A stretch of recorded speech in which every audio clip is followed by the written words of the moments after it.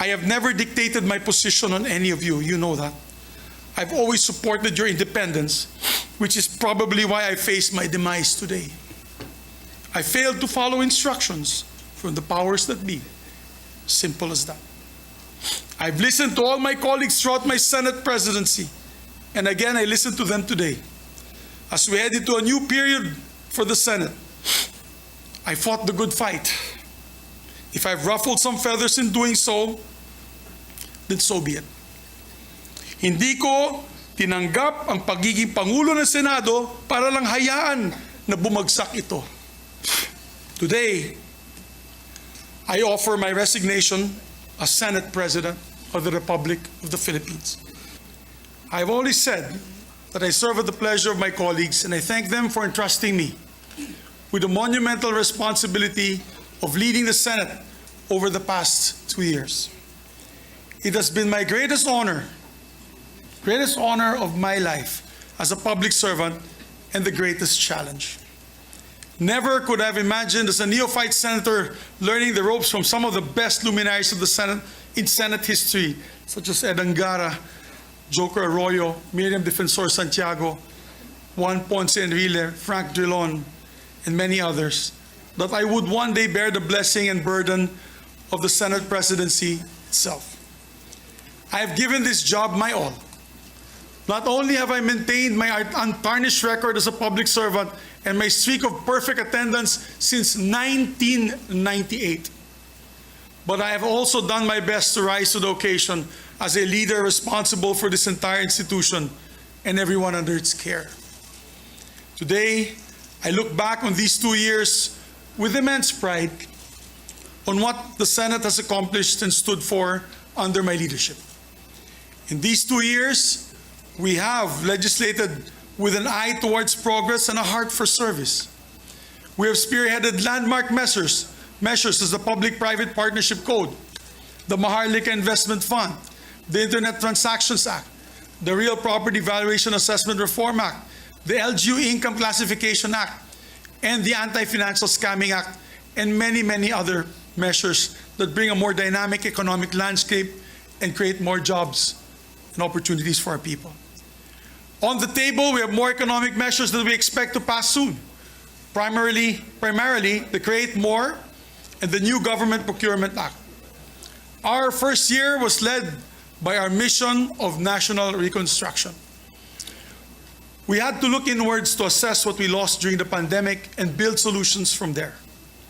But in our second year, we could afford to stretch our necks out a bit more, and we could look outward and explore opportunities for bilateral and multilateral cooperation. We could afford to reach out to establish stronger presence on the global stage. In a historic move,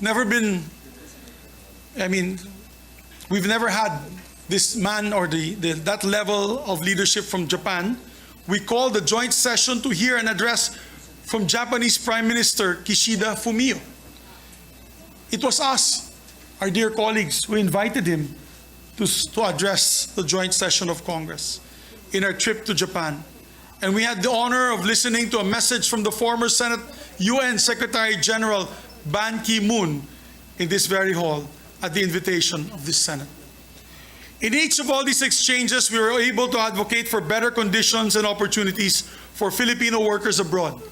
And we're able to explore possibilities in defense cooperation, trade agreements, academic and cultural exchanges, agricultural partnerships towards a more globally involved Philippines. Last year, the Senate successfully hosted the 31st annual meeting of the Asia-Pacific Parliamentary Forum, a move that allowed us to strengthen our bilateral and multilateral relationships and tell the world that we are here, ready to partner in progress alongside the rest of the democratic world. We work to secure peace in the region so we can protect our fisher folk and their livelihood here on our waters. We reached out to draw investors in so we can create more jobs for our people. Sa huli, iuuwi natin lahat ng ating ginagawa para sa bayan at para sa taong bayan. while we work on hitting the goal of becoming an upper middle class income economy in the next few years, we also know that ultimately, development is not just about GDP growth. Walang tunay na kaunlaran hanggat may Pilipinong namamatay sa gutom o sa kawalan ng serbisyong medikal. Walang tunay na kaunlaran hanggat may mga kabataan tumitigil sa pag-aaral para magtrabaho para sa kanilang mga pamilya. Walang tunay na kaunlaran hanggat hindi matatanggap o natatanggap ng manggagawang Pilipino ang disenteng sahod. Senate President or not, I will continue to push for the welfare of our laborers until they receive decent wages that they deserve. The Senate has also been a committed partner to the armed forces of the Philippines and Coast Guard in defending the nation. No Senate has been more outspoken in opposing foreign aggression than the one that sits today.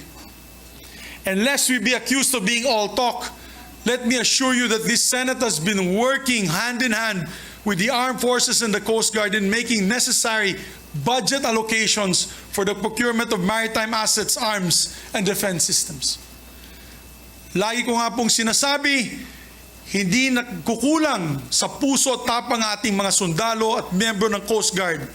Kailangan lang tapatan natin ang tamang mga kagamitan at mga sasakyan pandagat at panghimpapawid para tulungan silang ipaglaban ng ating bansa.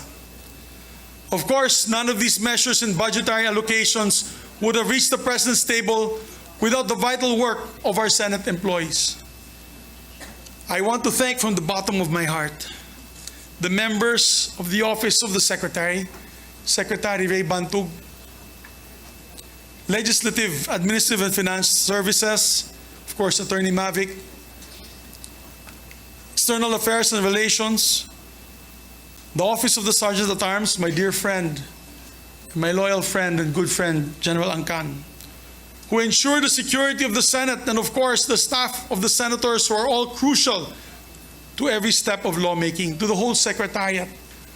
Mabuhay po kayong lahat. I love you guys, you know that. So as Senate President, I'm proud to have led institutional reforms for the benefit of our Senate employees.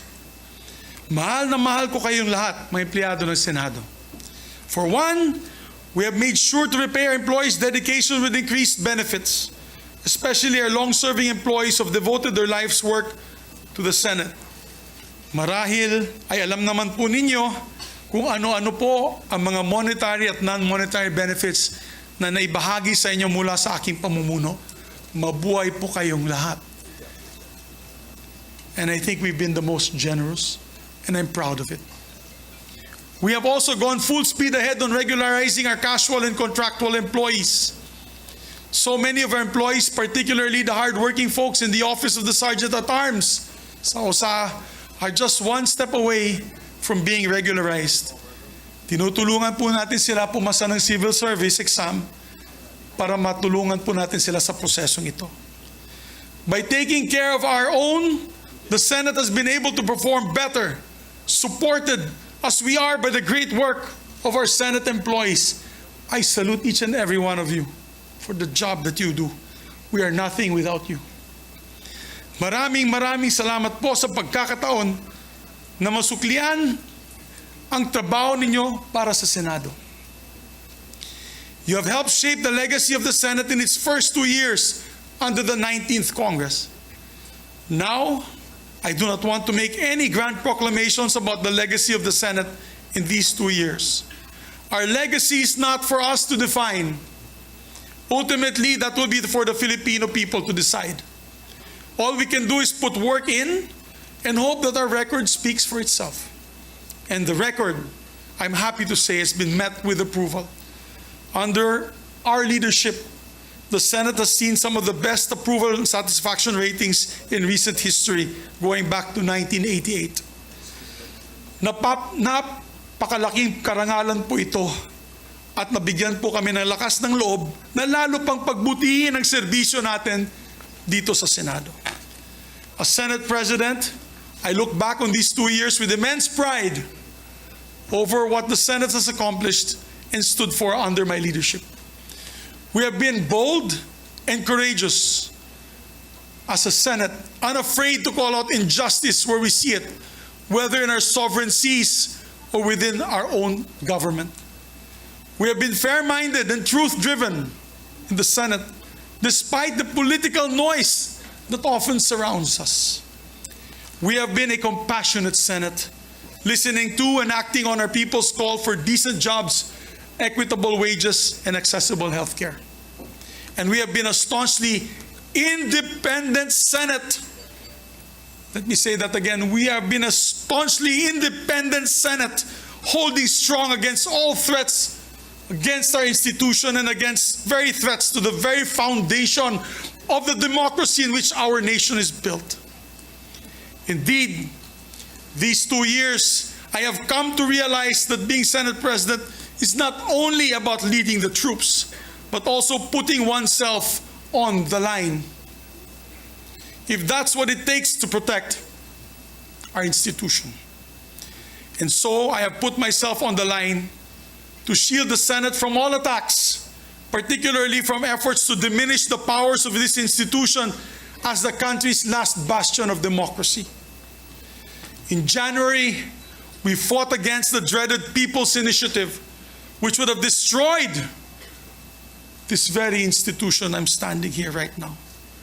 God knows what I had to do to defend the Senate. Throughout all this, I could count on each and every one of our colleagues, both from the majority and the minority, whose wisdom and cooperation helps shape the identity of the Senate for this post-pandemic age. But I want to thank my leadership team and those who stayed beside me till the very end. Ma'am Lauren, my Senate President Pro Tem, thank you very much for your loyalty and wisdom. I know many times temptations have been called to you, but you've been steadfast. Maraming salamat, ma'am. True test of character. Maraming salamat. To my dear Majority Floor Leader,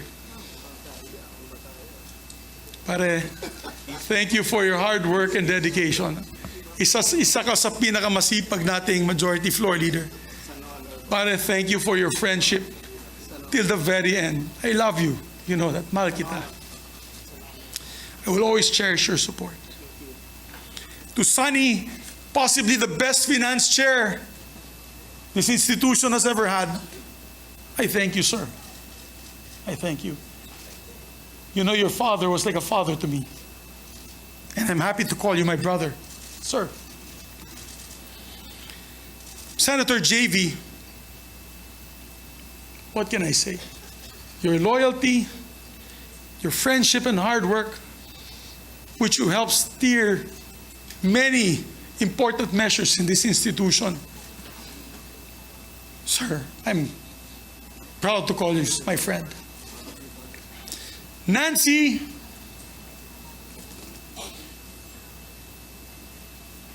who's been loyal from day one as a friend, never waving. Thank you, my dear. I love you dearly and your family. Sherwin, my kumpadre. Pare, maraming salamat, pare. You are a good friend and kumpadre. I'm proud that you're the ninong of my son. To Bato de la Rosa, who stuck it out with me till the very end. Sir, I salute you, sir.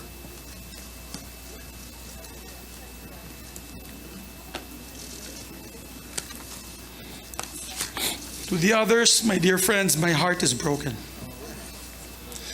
I am proud to have led a Senate that's been resolute in protecting our institution, our democracy, and our people. Being an independent leader, I gave way for each member of the Senate also to be independent and to come to decisions through collaboration rather than direction. I have never dictated my position on any of you. You know that. I've always supported your independence, which is probably why I face my demise today. I failed to follow instructions from the powers that be. Simple as that. I've listened to all my colleagues throughout my Senate presidency, and again I listen to them today. As we head into a new period for the Senate. I fought the good fight. If I've ruffled some feathers in doing so, then so be it. Hindi ko tinanggap ang pagiging Pangulo ng Senado para lang hayaan na bumagsak ito. Today, I offer my resignation as Senate President of the Republic of the Philippines. And upon stepping down, I vow to serve as an independent member of the Senate. My allegiance as ever belonging only to the Filipino people. I leave with my head held high, knowing that I did what is right for the Senate and for the nation. I wish our new leadership the very best, and I pray that they will be steadfast in upholding the independence of this beloved institution. I will remain vigilant to make sure that the traditions and the rules of the Senate will remain steadfast. Once again, maraming salamat po. Mabuhay ang Senado, mabuhay ang Republika ng Pilipinas.